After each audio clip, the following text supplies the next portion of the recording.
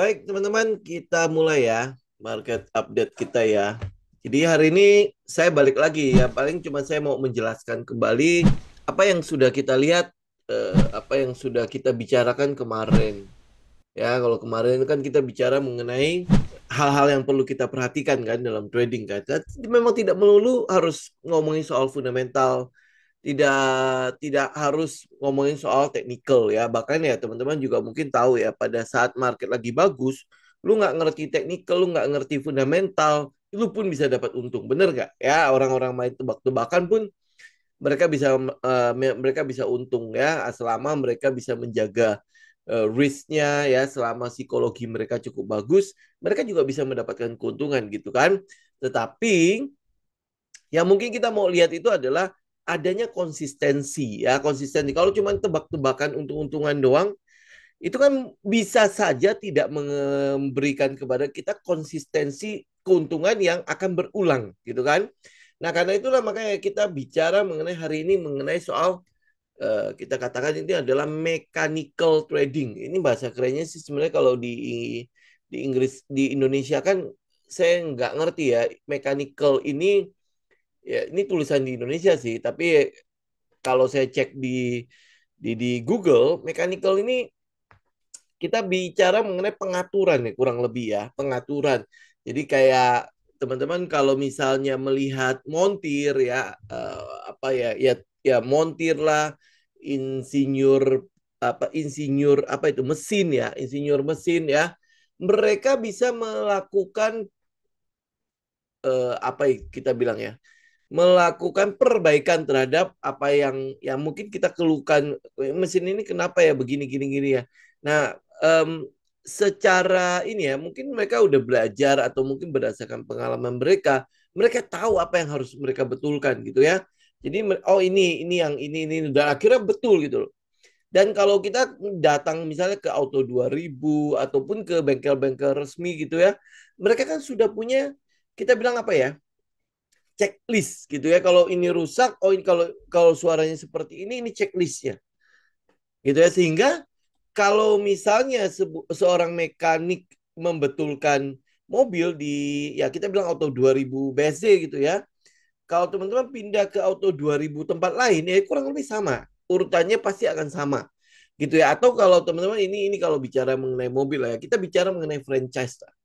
Ya, franchise kayak misalnya teman-teman makan KFC. KFC di Jakarta sama KFC di Surabaya itu kurang lebih sama. Ya, apa yang kita rasakan, apa yang kita dapat, ya, dan yang kita apa ya kita makan di Jakarta dengan yang kita makan di Surabaya itu rasanya sama. Ya, bahkan kalau teman-teman mungkin pergi ke luar negeri ya, ketemu KFC itu ya, ekspektasi kita adalah rasanya pasti sama. Gitu ya. Mungkin ada namanya apa ya pengaturan-pengaturan sesuai dengan rasa-rasa lokal gitu ya. Mungkin ada yang seperti itu ya. Tetapi konsepnya semuanya sama. Karena itulah mereka sebut itu sebagai sebuah franchise gitu ya. Atau McD, McDonald, atau yang lain-lain gitu kan. Nah, kenapa mereka bisa sama? Karena ingredients mereka atau bahan-bahan yang mereka perlukan untuk meracik menu yang sama itu di semua tempat itu sama dan cara meraciknya semuanya sama sehingga bisa mendapatkan konsistensi terhadap rasanya gitu kan. Nah itu kurang lebih trading itu harusnya begitu. Jadi ada namanya mechanical-nya atau ada checklist, ada aturan-aturan yang kalau saya terapkan itu hasilnya sama. Ya atau ya mungkin ya beda-beda dikit gitu loh. Ya ini yang kita bicara mengenai mechanical. Jadi setiap trader harusnya punya itu.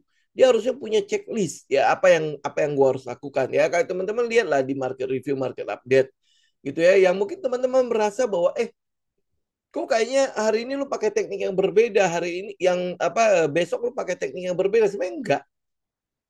Mechanical kita sama. Itu yang saya mungkin ya teman-teman mungkin lihat oh saya tarik garis ya. Yang selalu kita cari itu apa? Yang selalu kita cari itu adalah daerah di mana sideways itu berada kan. Ya, di mana base itu berada. Kenapa itu base itu mesti ada? Karena ya berdasarkan mechanical-nya kita, checklist-nya kita, gue harus menemukan dulu area itu. Gue harus menemukan dulu setup-setup itu agar gue tahu kalau setup itu berulang, ya kurang lebih lah ya, gue akan bisa mendapatkan win rate segitu. Ya, yang seperti yang sudah pernah gue yang sudah pernah gue lakukan di masa-masa lampau. Gitu. Jadi ada konsistensinya. Gue masuk ya cuma berdasarkan itu. Ya nggak ada yang namanya hari ini gue masuk karena garis MACD dan garis sinyal itu crossing nggak gue masuk gitu kan. Oh besok kayaknya ini enggak, ini yang gue pakai itu adalah RSI, ini ketemu divergence, gue masuk karena divergence gitu ya, atau mungkin besoknya lagi gue masuk karena dia breakout ini dan lain sebagainya, enggak gitu ya. Yang kita lihat itu adalah konsistensi bahwa oh kalau misalnya dia mengulangi pola yang sama, maka gue tahu bahwa oh ini adalah tempat gue mau masuk. Checklist gue semua udah bener gitu. Karena itulah makanya kita sebutnya sebagai mechanical, ya. Jadi contohnya seperti ini. Ya nih, sebentar, saya geser dulu yang di IG. Nah, contohnya kurang lebih begini. Kalau teman-teman bicara mengenai technical, apa yang kita lihat dari technical? Checklistnya apa? Ya, sebentar, saya beresin dulu yang di IG. Kurang lebih kena lah ya.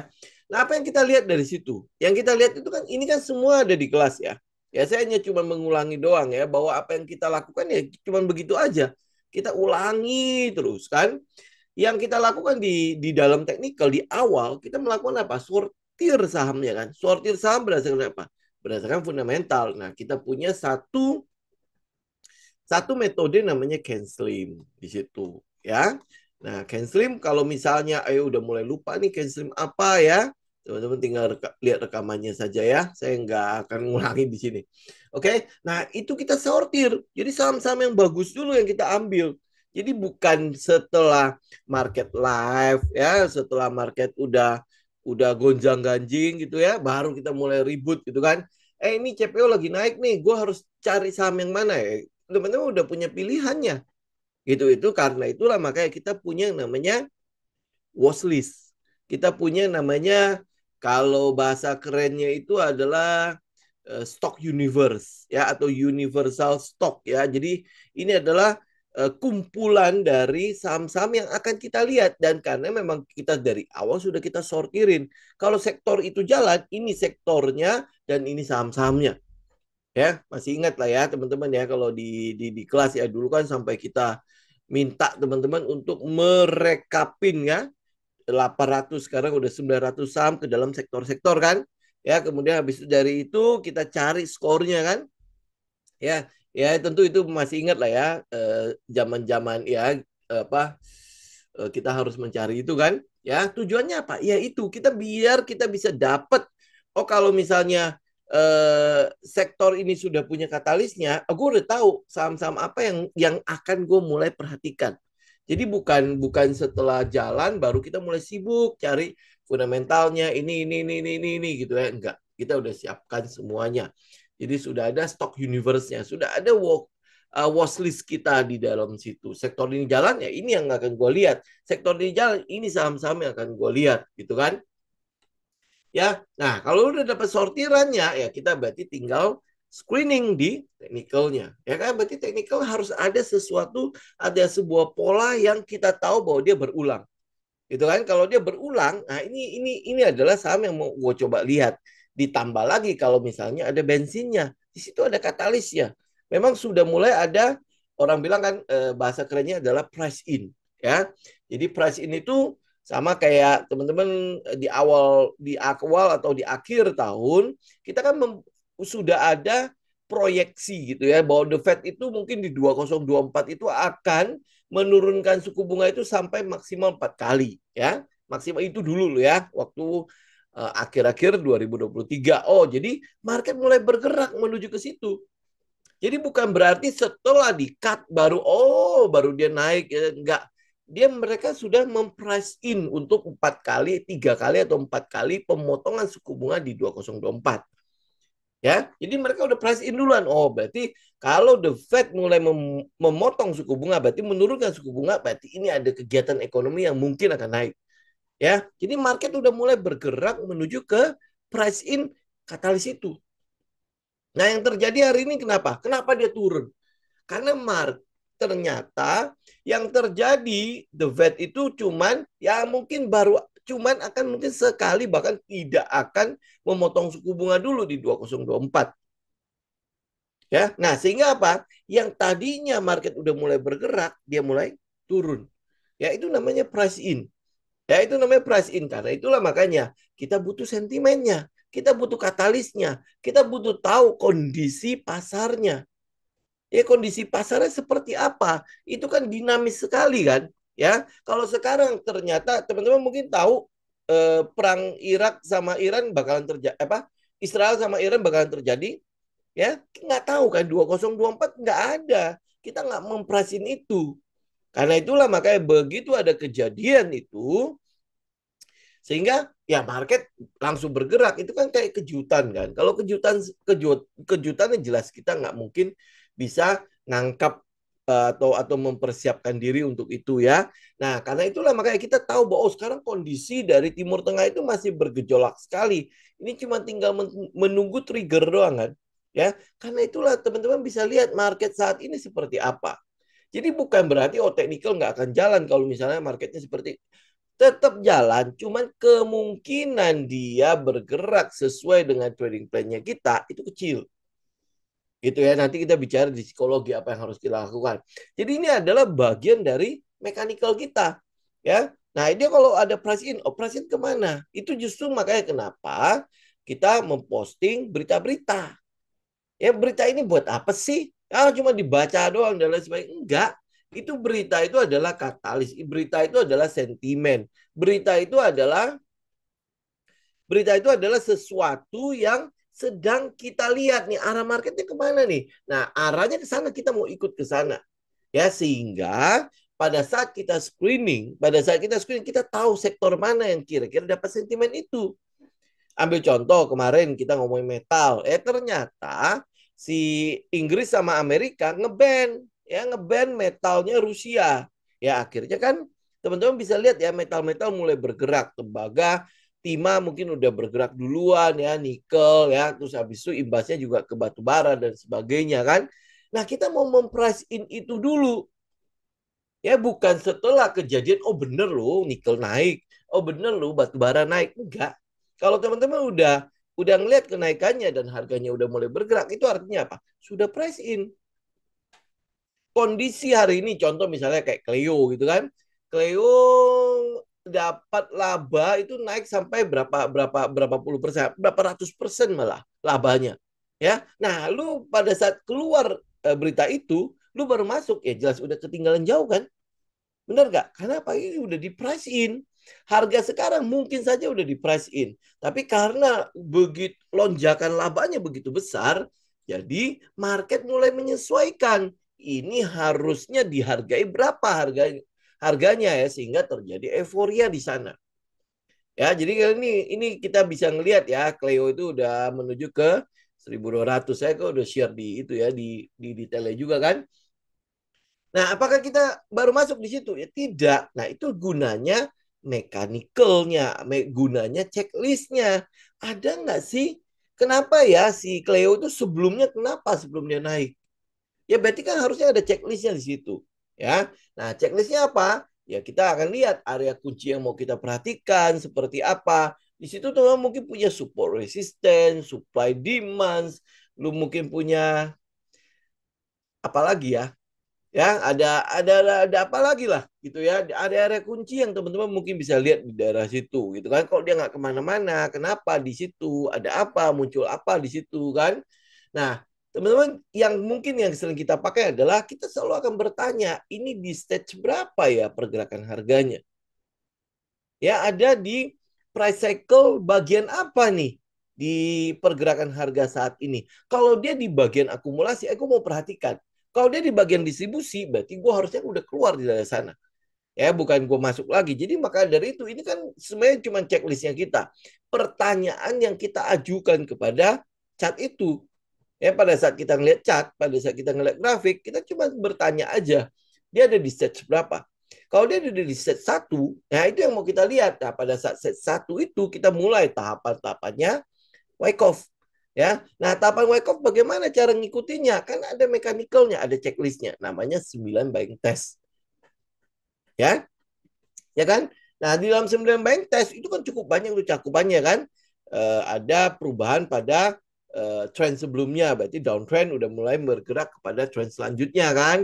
Kemudian ada namanya bullish activity di situ. Berarti kan memang ada pergerakan bullish karena dia di base, dia di sideways. Ingat ya, ingat selalu.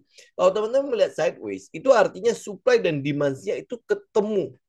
Ya, supply dan demand-nya itu ketemu. Berarti kan sebenarnya sedang terjadi yang namanya pertukaran barang di situ. Supply dan demand ketemu, berarti sedang terjadi yang namanya pertukaran barang. Karena itulah makanya setiap dia sideways, tanya itu sebenarnya area apa. Ya, supply demand juga sideways. Ya, supply demand juga sideways. Cuman kalau dia sideways itu nggak gede ya, cuma kecil doang, cuma berhenti sebentar doang, tukar menukar, kemudian jalan lagi. Tetapi kalau dia akumulasi, nggak mungkin akumulasi cuma 1-2 hari. Kalau dia cuma 1-2 hari berhenti di situ, artinya apa? Artinya itu cuma daerah supply dan demand, bukan periode di mana akumulasi terjadi. Ya kan? Simple kan? Ya, di situ ada 9 buying test. Nah, 9 buying test terakhir itu apa? Ada higher high, low. Ya, ada higher high, higher low. Ya, kemudian pergerakan harganya, rewardnya harus 3 kali. Itu kan 9 buying test. Ya, checklistnya, begitu lu udah dapat checklistnya, apalagi yang kurang. Ya, nah ini makanya kenapa kita butuh mechanical-nya. Ya, mechanical-nya itu semua udah ada di dalam kelas kan. Cuma tinggal lu mau ulangin apa enggak, ya.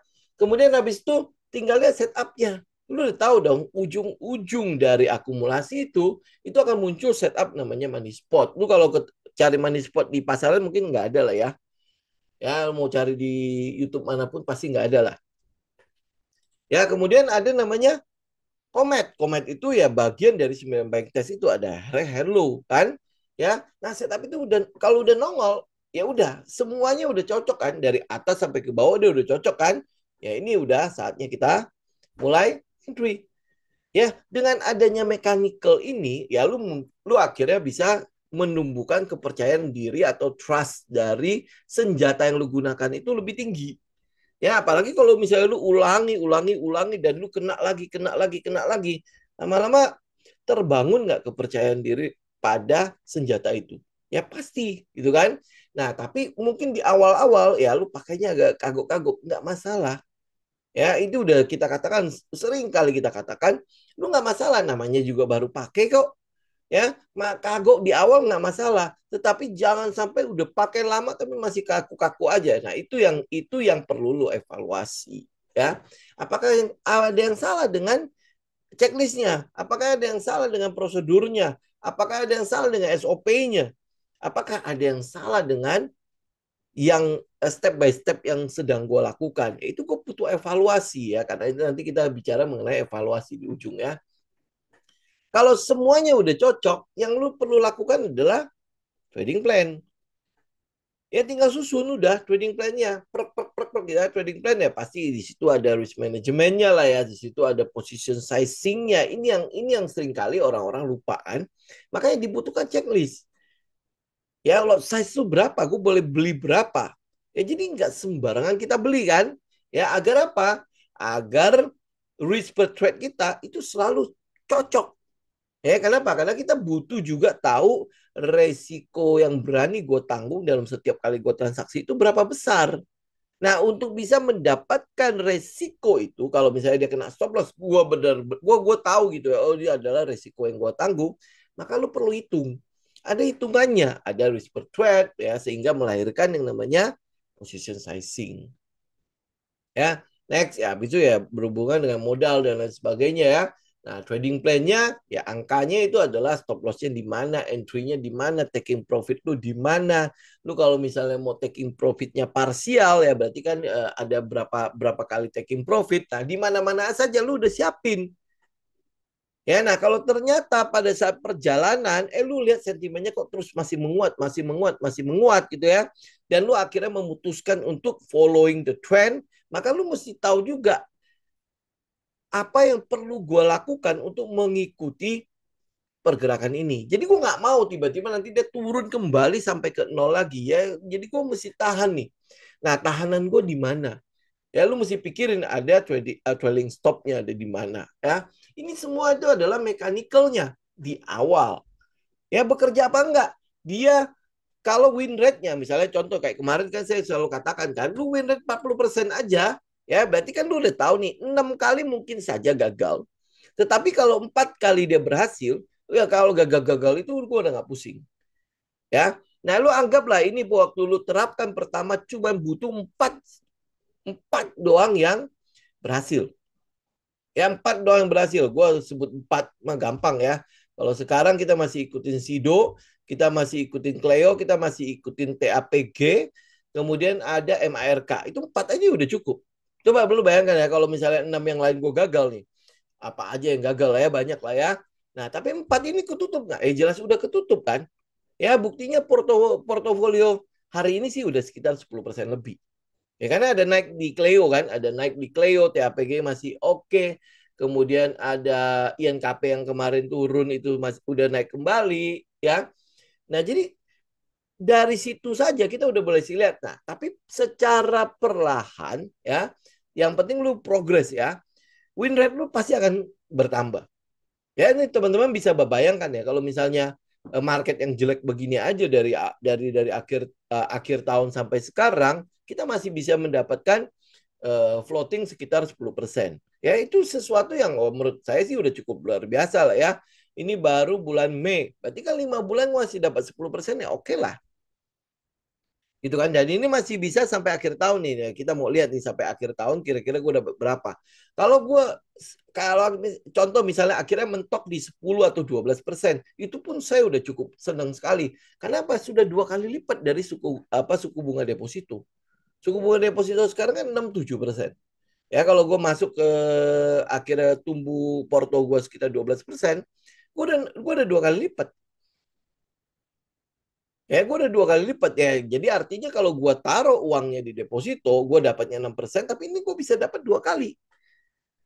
Ya, ya memang ya kalau teman-teman ngomongin soal resiko, ya oke, resiko di deposito itu hampir nggak ada gitu kan. Ya resiko di saham kan gede gitu kan. Nah, di sinilah makanya kenapa lu butuh mechanical sehingga lu bisa memperkecil resikonya.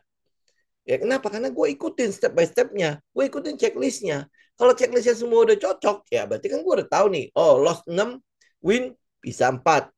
Ya, nah dia kalau misalnya loss, ya lossnya 1. Artinya memang gue udah batasi 1% sampai 2% tok dari portofolio gue.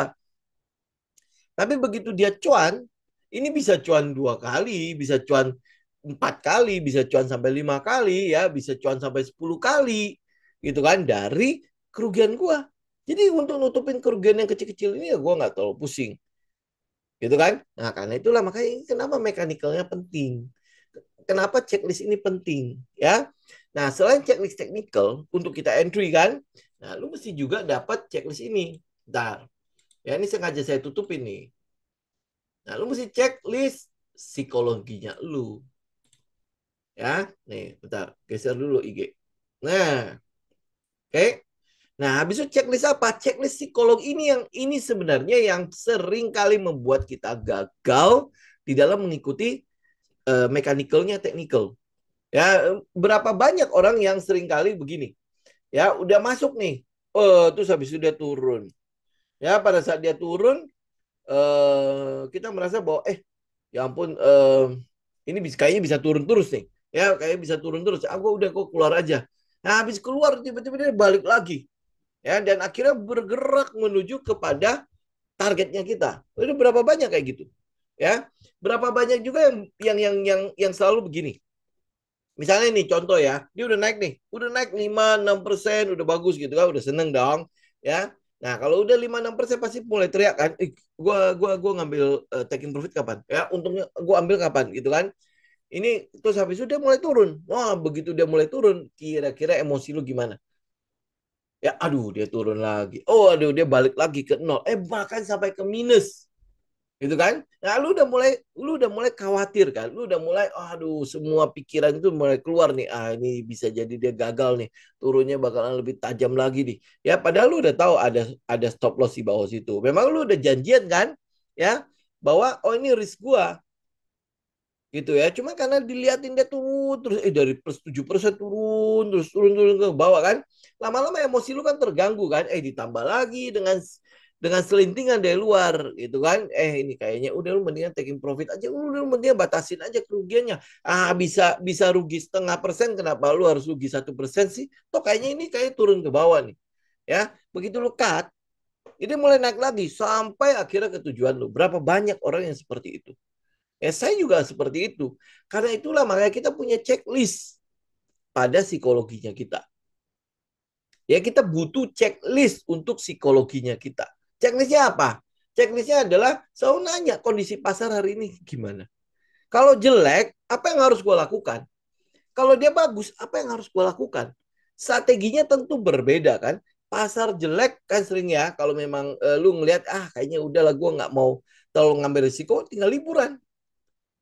Ya, tapi kalau memang ada yang bagus ya kenapa nggak masuk gitu kan, ya kan Mbak. Cuman ada yang konservatif yang nggak berani udah liburan aja, sesuaikan dengan karakter kita. Kalau karakter kita memang tidak terlalu berani walaupun itu uang bebas, udah mending tunggu aja, ya nggak masalah itu juga adalah kondisi mechanical yang lu siapkan untuk diri lu, ya, sehingga melindungi modalnya lu. Itu yang paling penting kan sebenarnya dalam trading kan.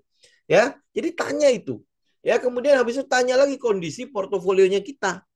Ya, kondisi portofolio lu gimana? Ya, kayak kemarin tuh ya, kalau misalnya kayak market kayak gini, apa kalau liburan? Lah, porto yang ada gimana? Kalau dia memang masih sesuai plan, ya apa yang perlu gua lakukan? Ya berarti kan dia tinggal jalan sesuai dengan plan. Ya kalau dia mulai bergerak ya udah berarti gue tinggal trailing stop. Kena trailing stop ya gue keluar, udah gue pegang cash. Gitu kan, tinggal tanya gitu loh kondisi portofolio gimana. Kalau floating profit ya selama dia masih sesuai plan kita ikut. Kalau dia kondisi floating loss, nah ini floating lossnya bagaimana nih? Berarti kan ya tinggal kita siap-siap aja lah. Dia kalau kena stop loss, gue berhenti dulu, gue pegang cash dulu. Ya ingat ya, holding cash itu juga adalah sebuah posisi. Jadi jangan harus di market nih, enggak. Nganggur ini uang. Gitu ya. Di orang bisnis kan kalau uang nganggur itu nggak boleh. Kalau bisa dia bekerja keras terus ya. Ya padahal market ya begitu, resikonya gede. Daripada resikonya besar dengan kerugian, ya gue mendingan pegang cash.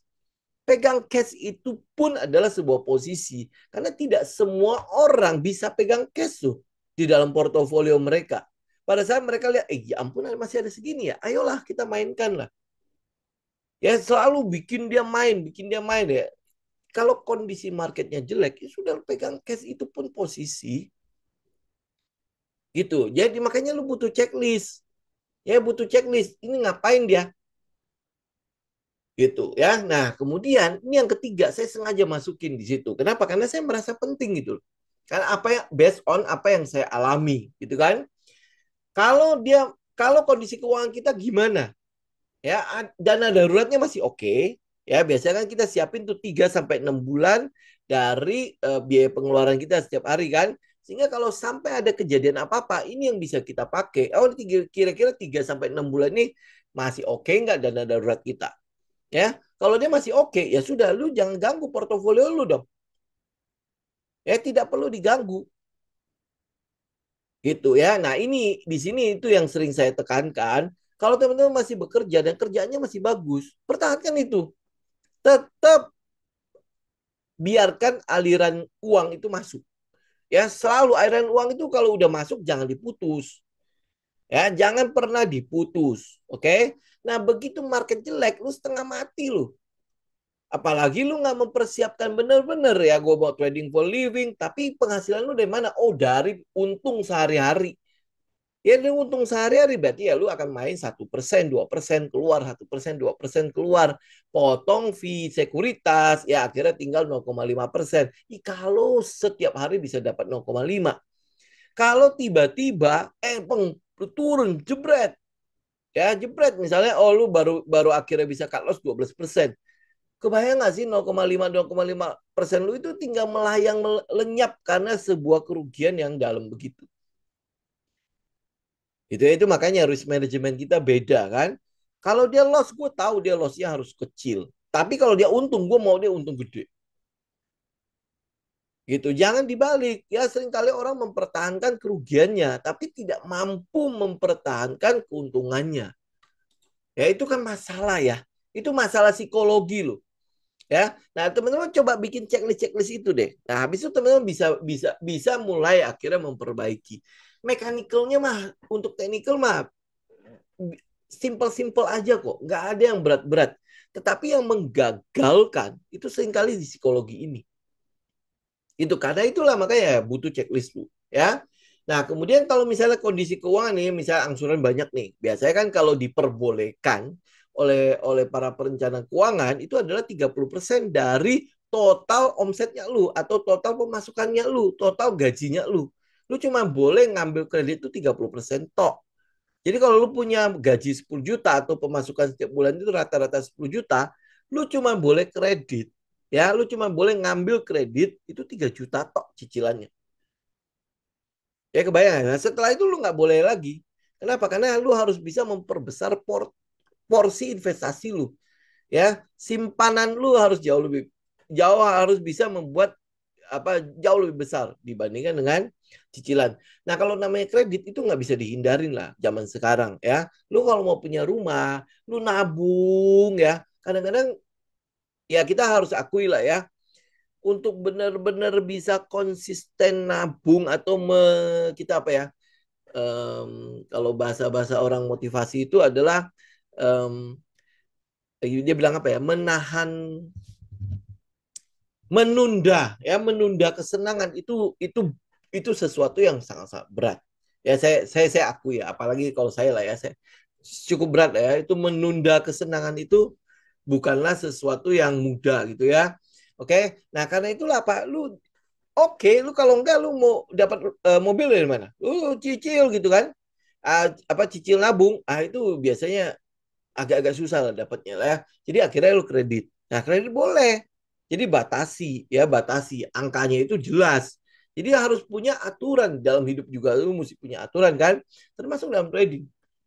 Gitu ya. Kemudian habis itu ada keperluan dana besar nggak dalam waktu dekat? Biasanya kalau ada keperluan dana besar dalam waktu dekat, ya itu pasti akan berimbas pada pergerakan portofolio. Ya terutama ya kalau misalnya dana daruratnya kurang ya kemudian ya antisipasi yang lain lu kita kira-kira kurang ya mau nggak mau lu akan mengganggu portofolio saya ngelihat sendiri kok keperluan dana-dana besar ini pasti akan ganggu ya karena kan seringkali nggak cukup namanya dana besar itu kan seringkali mendadak nongolnya gitu kan nah pada saat dia nongol mendadak nah ini yang kadang-kadang akhirnya mengganggu tradingnya kita ya ini akui atau tidak lah ya, akui atau tidak. Karena itulah teman-teman dari awal persiapkan. Ya, persiapkan. Contoh misalnya kayak sekarang ini kalau nggak salah itu bentar lagi anak-anak udah mulai akan daftar ya. Ya, yang SD akan daftar SMP, yang SMP akan daftar SMA, yang SMA itu akan daftar kuliah, itu akan butuh dana-dana besar. Dan biasanya harusnya dana pendidikan sebenarnya teman-teman harusnya udah siap ya. Ya, cuman berapa banyak sih orang yang benar-benar menjalankan perencanaan keuangan ya biasanya akhirnya mendadak gitu. Ya, nah itu bagian dari psikologi ya. Kemudian habis itu apa? Ini yang keempat ya. Kondisi emosi diri saat itu. Ya pada saat lu ini lagi ngapain? Ya saya bilang kan kalau lu lagi marah, lagi sedih, ya lagi terlalu seneng ya, lebih baik jangan trading. Apalagi lu day trading ya, yang di forex segala macam lebih baik nggak? Karena banyak sekali hal-hal yang harusnya ada di checklistnya lu dan lu harusnya bisa ngurutin checklistnya lu seringkali ada yang terlewat. Ya jadi nggak usah buka posisi kalau memang lagi emosinya nggak belum bukan stabil ya. Ya tau lah ya kondisi stabil itu seperti apa kan. Kalau lu lagi emosi lagi marah-marah, lu nggak usah buka posisi. Biasanya itu nggak terlalu bagus. Ya ada aja checklist yang akhirnya kelewat. Gitu. Apalagi yang terlalu sedih ya. Namanya udah sedih, ya ngapain lu itu korbankan di sini.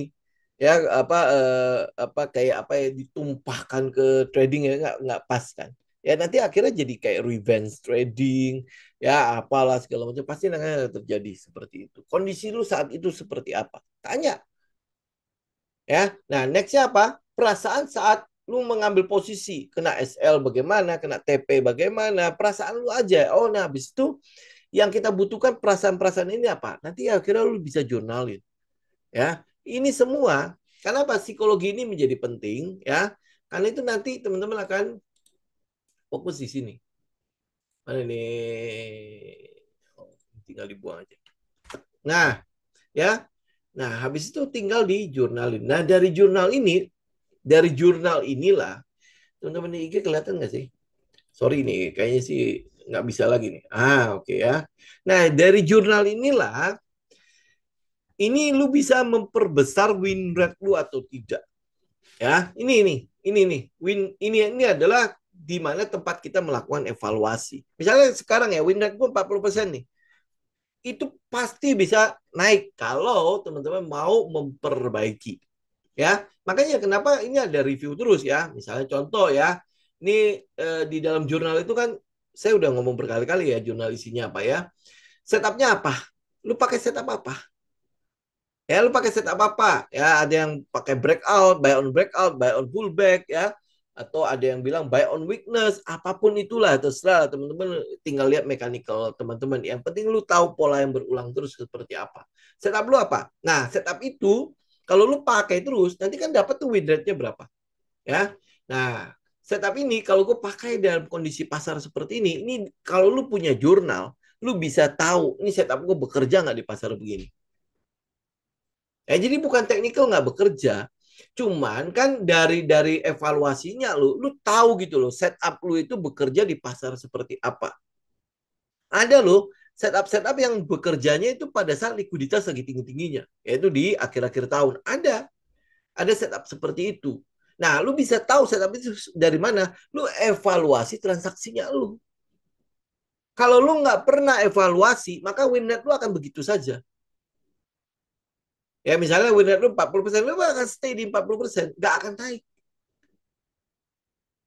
Gitu. Karena jurnal inilah, ini adalah kayak kita bilang apa ya, dewa penolongnya lah.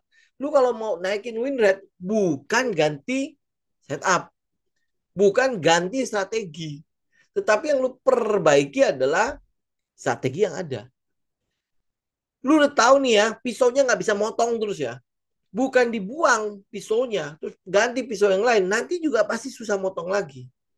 Ya, jadi lu butuh apa? Lu butuh ngasah. Lu belajar bagaimana mengasah pisaunya. Ya sehingga apa? Ya akhirnya, oh kalau ditumpul lagi, gue asal lagi. Lama-lama itu tajam sekali. Sama halnya dengan sniper. Ya sniper kan banyak tuh yang itu analogi trading itu kayak sniper gitu kan.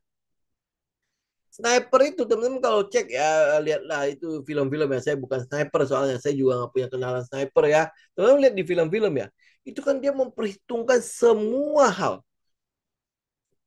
Angin ya, angin terus habis itu arah arah apa arah hadapnya dan lain sebagainya apapun dia ituin. Ya dia hitung semuanya. Oh arah anginnya segini.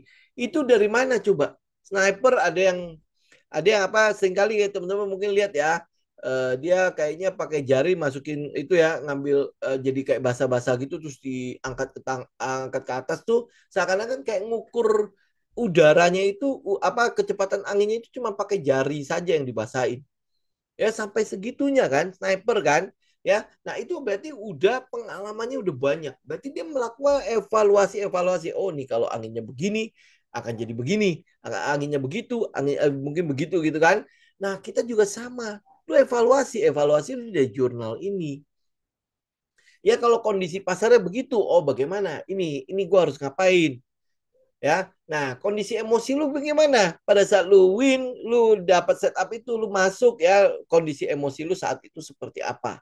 Cek deh. Kenapa saya katakan kalau lu lagi sedih, lagi terlalu gembira, lagi apa? Lagi marah, jangan trading. Kenapa? Karena saya ngelihat adalah sayanya itu gagal di situ. Seringkali ada aja hal-hal yang terlewatkan, yang harusnya saya lihat tidak saya lihat gitu. Ya, jadi apa yang saya katakan hari ini, ya semua itu based on pengalaman. Lu bisa dapat jurnal lu, ya dari situ ini adalah buku trading yang lu nggak bisa beli dimanapun. Karena lu bisa membangun strategi sesuai dengan kondisinya lu. Sesuai dengan karakternya lu. Itu adalah kondisinya. Berapa banyak orang yang menggunakan buy on breakout untung. Tapi kenapa lu enggak? Ya, mereka buy on breakout dan untung karena mereka udah tahu kondisinya. Ya, mereka udah punya pengalaman, udah mengevaluasi ribuan transaksi sehingga dia tahu oh ini gue masuk. Oh ini gue nggak usah masuk. Ya kan? Ini masih akan pullback dan sebagainya kan? Sama kayak sniper dia menghitung kecepatan angin pakai jari. Gitu loh, ya. Jadi itu kondisi. Jadi bukan berarti technical kalau dia nggak bekerja berapa kali, udah habis itu udah buang aja. Lah orang lain bisa kok. Kok kita nggak bisa? Ya, nah caranya adalah lu lihat di evaluasi ini di jurnalnya lu. Kalau lu mau berkembang dan akhirnya yang seenggaknya agak mepet-mepet dengan hasilnya mereka, maka ini lu mesti pelajari setup itu kemudian cocokkan sama lu. Ya, progress trading plan lu gimana? Pada saat lu lihat nih, contoh misalnya kayak kita ngomongin yang masih itulah ya, masih hangat kayak Cleo misalnya. Cleo 600 ya, 600 dia sempat tembus 800, kemudian turun lagi ke 600. Ya, apa yang kita tungguin? Dia break satu-satu. Oh, ada break 700 ya, ada break 800. Kebayang nggak dari break 700 ke break 800 itu 1 bulan lebih. Ya itu progress tuh. Ya, dan lu mesti tahu bahwa ini kenapa kita sering katakan pergerakan besar itu butuh waktu. Nah, waktunya berapa lama? Bisa tahunan, bisa bulanan, bisa mingguan, bisa harian. Ya, agar lu bisa tahu kondisi-kondisi itu, jurnal lu ada jurnalnya. Makanya kan kalau kita ngomong ya kita ngomongin berdasarkan pengalaman kita. Ini jam terbangnya kita loh. Nah, tapi jam terbang itu akan membuat progres atau proses tradingnya lu semakin besar, semakin bagus kalau lu mau evaluasi. Salah gue di mana ya? Ya, nah gue mau memperbaiki salah itu. Oh ini salah di sini nih. Ya gue, oke jangan sampai masuk ke lubang yang sama. Ingat lo ya, kedelai apa salah? Keledai saja, ya hampir salah. Keledai saja itu nggak mau lo masuk ke lubang yang sama. Nah, lu kok masuk terus ke lubang yang sama? Gitu kan? Kenapa? Karena mereka melakukan evaluasi. Oh, udah tahu di depan ada lubang. Kan dia biasanya ya, walaupun keledai itu dipikirnya tolol banget kan, bodoh banget kan, ya. Tetapi dia juga bisa gitu loh mengingat, oh ini lubang, oh gua akan lewatin. Dia nggak akan masuk ke lubang yang sama, kabarnya begitu. Tapi saya nggak pernah tahu sih ya. Ya, nah kita jangan sampai terjadi seperti itu juga.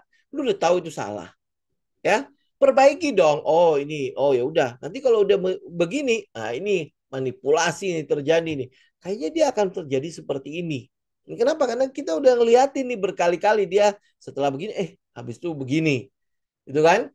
Jadi ada kesalahan yang lu perbaiki, lu perbaiki. Nah disinilah win rate lu akan tambah naik. Ya, win rate lu akan tambah naik. Nah, kemudian mungkin saja lu bisa tambahin tuh ada ide nggak, ada pemikiran baru nggak di dalam situ. Ya, ambil contoh misalnya kayak Komet, ya. Kalau Komet dulu-dulu mungkin mekanikalnya agak susah karena kita mencari um, struktur kan. Ya, kita mencari struktur di dalam base, gitu kan. Nah, tapi kalau struktur dalam base ya bisa saja saya gambarnya itu akan berbeda sama teman-teman ya. Nah, ide itu muncul. Kok kayaknya ini berulangnya seperti ini ya. Nah, kayak gitu ya. Lu evaluasi. Nah, kemudian habis itu sekarang harusnya gambar komet sudah lebih mechanical. Ya, sudah lebih pas gitu loh. Kita tinggal lihat dua pattern candlestick kan. Satu Maruboso, satu lagi pin bar, ya kan? Atau dua Maruboso. Oh, kita tahu oh dua Maruboso, oh jadi titik-titik gitu kan. Sehingga setup itu tambah tajam. Ya, jadi nggak sampai oh ini ya kira-kira di sini nih titiknya. Ya, semua orang pasang titik jadi beda. Itu kan kita butuh yang mechanical. Ya, sehingga nanti masuknya juga pasti akan mechanical. Gitu. Ya. Jadi penting sekali evaluasi. Ya, penting sekali evaluasi. Kalau technical, lu bisa ambil di mana-mana. Lu bisa belajar di mana-mana. Ya, bahkan teman-teman ya mungkin lihat di YouTube gitu kan. Banyak kan ya setup-setup ya, kayak saya juga ngambil kayak kayak forex itu kan, saya makan tuh YouTube-YouTube-nya kan.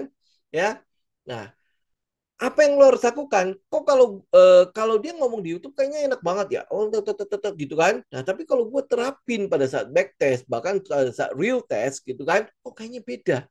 Di mana salahnya ya? Nah, ini makanya jurnal itu butuh. Ya, jurnal ini nih yang kita butuhkan untuk kita korek. Oh, kemarin gue kayak masuk di sini. Kayaknya salah nih. Dia masuknya begini, gitu kan? Kita bisa koreksi terus. Sehingga akhirnya nanti, oh ini jadi mechanical-nya kita. Ya, dulu melakukan adjustment dari apa yang lu pelajari di mana-mana. Sesuai dengan karakternya lu. Ya, contoh misalnya, lu kalau lu mau scalping, tapi lu buka toko, kan nggak mungkin lu lakukan. Nah kayak gitu-gitu ya video-video YouTube ya lu tinggal nggak usah nonton. Karena apa? Nggak cocok gitu loh. Dia scalping, gua sibuk. Dia bisa 24 jam di depan monitor, gua nggak bisa. Lu nggak bisa cari yang beginian. Berarti lu harus cari yang cenderung ke swing atau ke position. Karakternya lu kan lu yang lebih tahu kondisinya lu seperti apa. Gitu ya. Jadi makanya ini kalau misalnya ini di IG sih nggak bisa lebih gede lagi nih kayaknya. Ya. Jadi tiga hal ini teman-teman tinggal perhatikan. Jurnal intinya cuma di situ doang. Setup lu apa, ya kan lu mau lihat mechanical-nya, dia akan berulang kan polanya kan. Nah, pengulangan pola ini menghasilkan win rate berapa. Nah, win rate ini bisa naik nggak? Lu perbaiki. Salahnya di mana? Oh, ini yang salah-salah nih. Yang menang 4 kali, ini menang 4 kali ya, gue akan mempertahankannya, bahkan gue akan tingkatkan gitu kan. Nah, yang salah 6 kali ini bisa nggak ya gue kecilin menjadi 5 kali? Oh, ini kayaknya ngulang terus nih. Kok gue salah masuk begini-gini. Oh, yang mengulangi kesalahan itu gue nggak mau. Gue nggak mau masuk lagi nextnya. Ya, berarti kan lu udah mulai nih. Oh, salahnya mungkin 5 kali. Berarti kan win rate lu udah jadi 50-50. Ya, nah siapa tahu di dalam 50 ini 5 kali kesalahan itu ada sebuah pola yang berulang loh. Salah pun bisa berulang loh, teman-teman. Ya, nah salah yang berulang itu gue kurangin lagi. Ya berarti kalau dia keluar lagi gitu, oh gue nggak mau lagi. Ini adalah lubang yang sama nih. Ya jadi win rate lu akan geser terus. Kita mungkin tidak akan dapetin win rate yang 100%, ya. Tetapi maksimalnya lu berapa? Ya pada saat itu udah maksimal, sudah. Nggak usah ngotot sampai kayak gimana-gimana. Gitu. Ya. Oke? Oh ya. Iya, oh ya. Ini teman-teman ya. Kalau misalnya teman-teman mau ini, saya cuma menawarkan saja buat teman-teman yang berminat. Kita ada coaching class di bulan Mei, 1 bulan doang. Kalau dulu kan 2 bulan ya. Ini udah tinggal 1 bulan. Memang kita padatin ya, kita padatin. Jadi buat teman-teman yang berminat tanggal awal awal bulan, jadi awal Juni sampai akhir bulan, kita ada coaching class itu 8 kali pertemuan. Ya ini nanti lengkapnya bisa teman-teman tanya Yuli lah. Ya, nah nanti materinya ya kurang lebih ya mechanical yang tadi saya sebutkan ya. Nah, kemudian kalau teman-teman itu minat dengan press action, ya ini kan press action yang cuma 2 hari tuh. Biasanya sekarang kan udah kita satukan sama coaching class ya. Ya, tapi kalau kan kemarin ada permintaan, gue bisa nggak sih cuma ikut press actionnya? Nah, ini Sabtu dan Minggu awal Juni. Itu sebenarnya satu kesatuan. Ya, ini jadi bukan kelas yang berbeda. Tapi ini satu kesatuan sama coaching. Tapi kalau teman-teman mau ikut yang cuma Sabtu Minggu tok, ya silakan. Ya, jadi memang saya sengaja adain aja. Ya, cuma untuk biar teman-teman, oh ini cuma kelas press actions. Ya. Kemudian untuk early bird-nya, nanti keterangan lebih lanjut bisa teman-teman lihat mungkin itu ya langsung tanya ke Bu Yuli aja ya. Ya, kemudian habis itu ada satunya lagi adalah yang forex. Yang forex. Ya ini kebetulan di tanggal 18 sama 19 Mei. Ya, ini pagi hari. Ya, ini pagi hari. Jadi 2 hari Sabtu dan Minggu, tapi kita langsung berlangsungnya di pagi hari. Kemudian di situ ada live trade. Ya, ada live tradingnya juga. Itu kalau nggak salah sekitar 2 kali ya. Jadi kelas teorinya itu 2 hari. Kelas teorinya 2 hari. Kemudian kita masih akan ada buat ini ya grup diskusinya itu selama 1 minggu. Kalau untuk forex ya. Ya ini kurang lebih kalau teman-teman itu tinggal ini ya buat keterangan lebih lanjut teman-teman bisa hubungin Ibu Yulia. Ya nanti di YouTube juga saya kasih nomor teleponnya. Kemudian kalau di tele kalau nggak salah pasti udah ada. Baik teman-teman saya masuk ke pertanyaan kalau misalnya ada pertanyaan. Ya sekitar 6.20 6.30. Ya ini support sekarang ya. Ini support ini adalah resisten yang berubah menjadi support saat ini. Jadi kan dia udah ini kan ini daerah. Nah teman-teman ini bisa lihat aja nih. Yang kita lakukan apa? Tunggu kan? Ya kita tunggu kan? Ya mungkin ada yang sudah masuk karena apa? Karena ini dari money spot kemudian teman-teman kalau hitung ini LPS LPS ini pasti ketemu komet kan? Ya, nah ini udah break. Nah habis break gimana? Ya habis break apa? Begitu dia break out, ada peluang dia akan retest. Ya ada peluang dia akan retest. Nah kemudian habis dia break dari set satu itu ada SOS kan? Ya ada SOS kan? Jadi sebenarnya kita masih bisa nunggu, masih bisa sabar. Kalau di daerah sini masih bisa sabar kita. Jadi ini akan jadi daerah SOS-nya kan?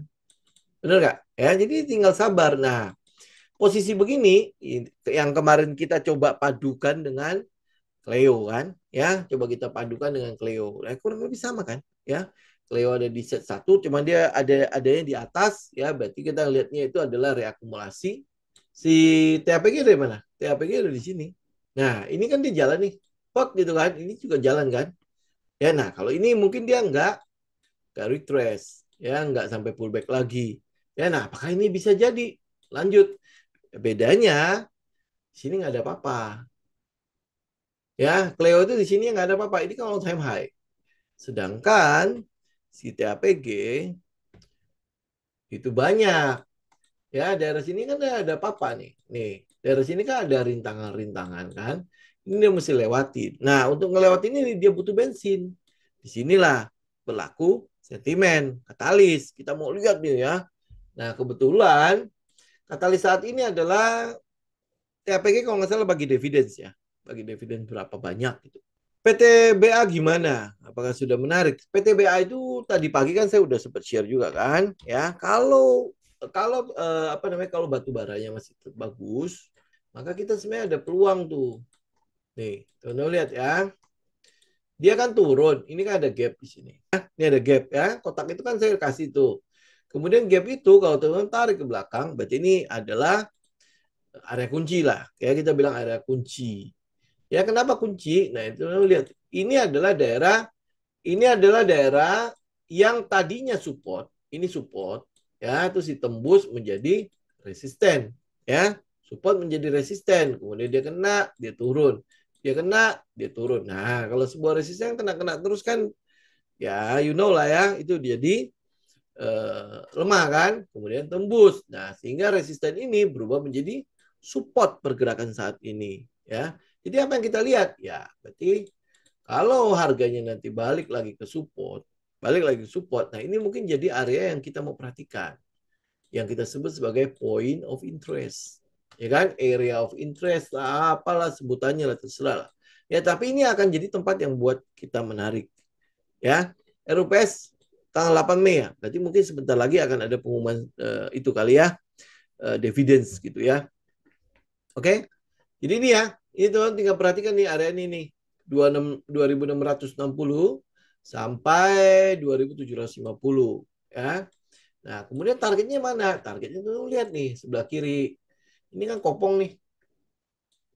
Gap semua kan kosong ini. Jadi targetnya ya kalau semua semua itu semua checklist kita sesuai, ini akan jadi target kita. 3.700. Ya, nah tapi semua ini ya ingat sabar. Ya, kita kan nunggu turun ya. Kemarin itu udah mulai turun sampai ke 2.700, 2.740. Ya, kita kan cuma ngarepin dia turun aja 2.700. Ya, tutup gap. Ini udah jadi nggak ada utang dia ke bawah.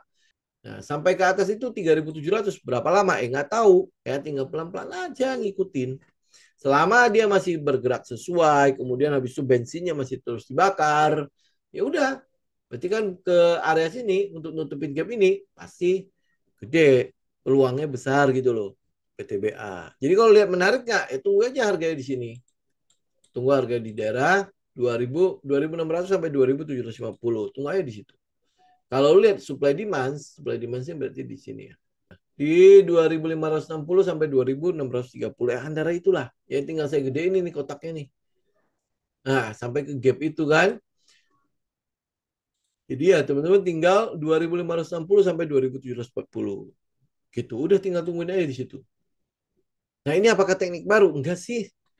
Ini cuma supply di apa support resisten, supply demand kayak gitu aja udah. Ya kan, kan kita butuh tahu dia di mana set satunya kan. Kemudian habis itu ada kopong-kopong ini. Nah, pengalaman kita yang kopong-kopong gap-gap begini, itu akan ditutupin cepat atau lambat. Ya, nah sekarang sentimennya keluar kan. Nongol kan sentimen untuk batu bara begitu kencengnya kan. Kemudian habis itu kalau teman-teman lihat strukturnya, ini kan ini yang bisa kita anggap sebagai set satu nih. Sudah ada klimaksnya nongol. Jadi ya daerah-daerah stage satunya itu udah mulai kelihatan. Jadi ini bisa jadi nanti akan jadi SOS atau ini cuman komet nih. Ya kayaknya sih jadi komet nih. Menarik sih karena secara fundamental juga cukup bagus. Mereka yang investing untuk dividends juga masih banyak di sini. Gitu. Tapi ini retail ya. Ya oke. Kita lihat ya. Ini kalau bumi ya. Ini technical loh ya. Kita nggak ngomongin soal fundamental ya. Oke, kita lihat ini hitungannya itu ya. Kita cek teknik apa checklist aja ya. Nah, gua akan cari titik-titik pentingnya di mana. Ya, area-area yang menurut gua penting, gitu kan? Nah, menurut gua adalah area ini cukup penting. Gitu. Kenapa? Karena ini daerah adalah base, ya, daerah base atau dia daerah sideways. Nah, pada saat dia sideways ini tentu ada pola-pola yang terkelihatan pasti ada yang kelihatan gitu kan di mana bisa jadi di sini akan ada tahapan-tahapan akumulasinya. Ya nih, teman-teman lihat ya. Ini aja kalau dari volume aja kita lihat ini. Ini pada saat turunan, ini kan nggak ada volume kan. Betul nggak? Volumenya nggak ada. Ya. Nah, kemudian dia base. Nah, teman-teman lihat deh. Volumenya aja udah menunjukkan ada aktivitas di sana. Ya, benar ya? Volume saja sudah menunjukkan ada aktivitas di sana. Ya, kalau 9 buying test, ya ini kan berarti adalah salah satunya. Ada bullish activity di situ. Ya, ini bukan berarti beda ini loh ya, beda. Terus pakai sesuatu yang beda lagi. Enggak. Ini kan 9 buying test. Ya, ada aktivitas bullish di sana. Oh, ya, nah habis itu next apa? Ini technical doang loh ya. Oke. Jadi jangan nanti pikir saya menyarankan bumi ya, enggak. Oke, nah habis itu dia bergerak naik tren gitu kan. Di situ ada resisten. Ya, di situ ada resisten. Nextnya apa? Ya lu tunggulah. Tunggu dia breakout. Ya, berarti kan ini lu bisa aja pakai flag lah, ya, atau apalah di situ ya. Kemudian lihat ke sebelah kiri, sini ada resisten. Nih loh. Ya, jadi bisa aja ini akan jadi daerah SOS-nya. Ini kan jadi daerah SOS. Ini akan jadi daerah SOS. Ini di PS, sorry. Ini PS kan? Ya, nah kalau dijabarkan ke sana, ini akan jadi daerah SOS. Ya, kalau teman-teman pakai supply demand, nah ini supply demand. Nah, ini tinggal lihat ya. Ini bumi kan, turun. Udah selesai belum penurunan ini? Jelas sudah kelar dong. Kalau teman-teman tarik trendline, kelar. Ya, nextnya ya udah tinggal jalan-jalan, habis itu V-shape nih. Hold. Lihat nggak?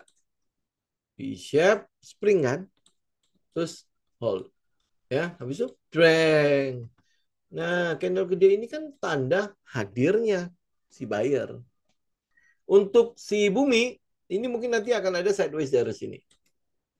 Daerah 100 sampai ke berapa nih? 113.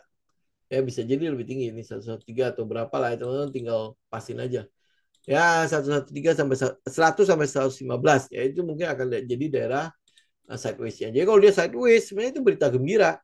Pada saat dia naik kencang, kemudian dia sideways, itu artinya di situ masih terjadi yang namanya changing hand. Ya, masih terjadi changing hand di situ. Kan setelah naik nih, pasti ada profit taking. Ya, setelah naik dia masih ada profit taking.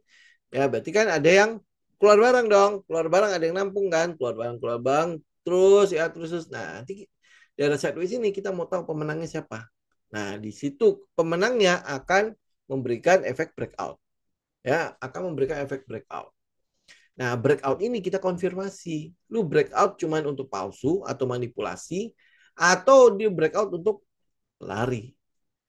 Ya, karena itulah makanya setelah breakout kita tunggu satu candle kan. Ya, nah biasanya kalau breakoutnya gede, ya pasti akan ada pullbacknya. Gitu. Udah. Ya, dari mana taunya? Ini semua itu dari evaluasi terhadap eh, yang sudah teman-teman lakukan. Gitu. Teman-teman, saya pikir untuk hari ini segini dulu kali ya. Nanti Senin kita ketemu lagi ya buat teman-teman yang bertanya. Nanti Senin aja kita baru jawab ya.